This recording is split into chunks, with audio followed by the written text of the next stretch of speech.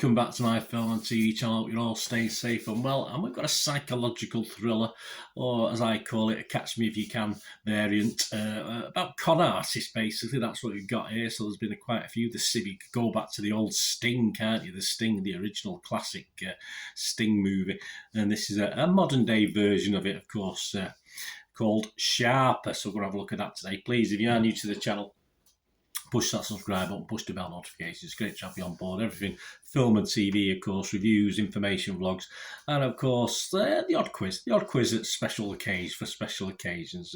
Don't have too many of those at the moment, but yeah, even things like that. So give us your support, that'd be grateful. If you are pushing buttons, or you already pushed that button to notify yourself or subscribe, if you can just push that little thumbs up button. I'm trying to get about 15 likes if I can. It's not a massive target, but if you can help me towards it, I would be very grateful. So you can do that for me.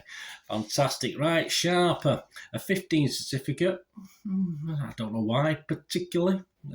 116 minutes psychological thriller directed by Benjamin Caron and written by Brian Gatewood and Alessandro Tanaka. The film stars, yes, Julianne Moore, who also served as producer in this, Sebastian Stan, Justice Smith, Brianna Middleton, and John Lithgow. It's always nice to see John Lithgow. I always think of Christmas films when I see John Lithgow. That's how it is. So how it is. Rotten Tomatoes audience, Joe Public, 3.8 out of 5. That's not bad, is it? 73% positivity.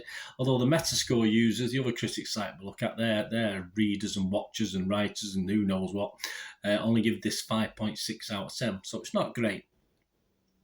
Cinema, it came out on February 10th, distributed by A24, who we see a lot of these days, and of course it was released on Apple TV Plus on February 17th, 2023. What's it about? Well, it's about motivations that are suspect and expectations are turned chaotic as a con artist takes on Manhattan billionaires. You go. Do you know any Manhattan billionaires? I certainly don't. What about the critics? What do the critics think of this? Well, Rotten Tomatoes, 70% positivity. That's 128 critics. A positive, so 70% of them like it. An average rating of 6.5 out of 10. So okay. 89 fresh and 39 rotten.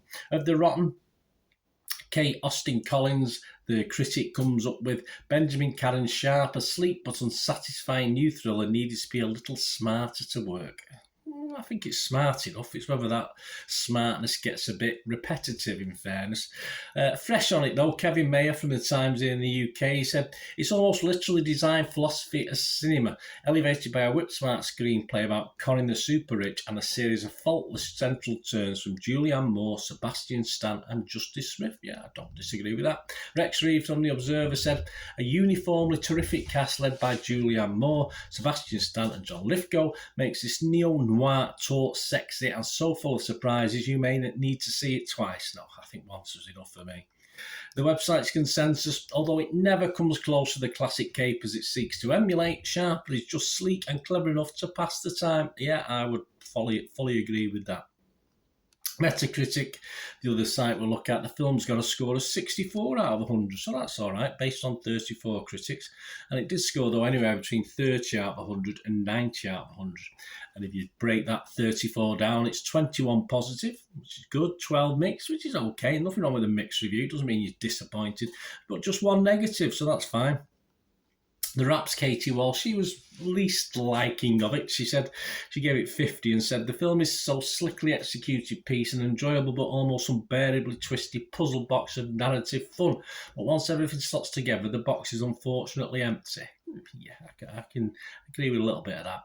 IndieWire, Kate Erbland from IndieWire, the website, gave it 67 out of 100. She said, you might know where this is all going, but damn if you won't enjoy the wild ride there. Yeah, I would have to agree with Kate there. I'm pretty much knew where this was all going. Not that I'm anything clever, just the way the thing was presented, but yeah, she's probably right for a little extent. Actually, the characters, the actors, it was worth getting there.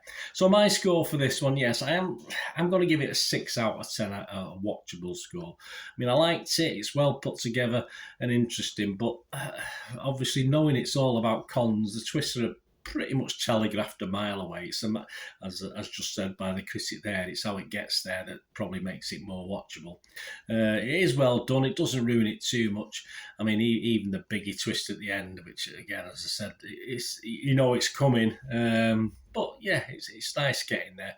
Perhaps fun. It's fun guessing the twist. Perhaps people like doing that. Some people don't like that. Perhaps some people think it ruins a film, like watching the end of a film and then it goes back in time. I mean, if a film's done well, it doesn't make any difference, does it? So if these twists are a bit more telegraphed, it doesn't really matter if it's fun watching the film itself.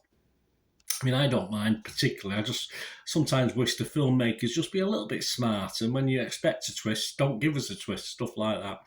A great investable cast, some great characters, and it's under nearly 2 hours, which flew by for me. You know me, I'm not that great on films that last too long or more than 90 minutes or 100 minutes. But this is fine. It fills up the time really well with all the characters, and it does break the story down between the characters, which obviously the stories overlap at times, and it works. It works okay. It works fine, but it does sort of aid as well in finding out where all this is going in the end. So on that basis, it does lower the surprise factor if there is a surprise factor. For me, it's an okay watch, if not a great watch, so a 6 out of 10 for me. But yeah, very enjoyable, great cast, reasonably put together as well. Let me know what you think, guys. If you like this, let me know your thoughts. If you didn't like it, let me know your thoughts, or anything to do with film and TV, just give us a shout. Great to hear from you. Thanks for watching. Until we meet again, that's one thing, don't please stay safe, everyone. Bye for now.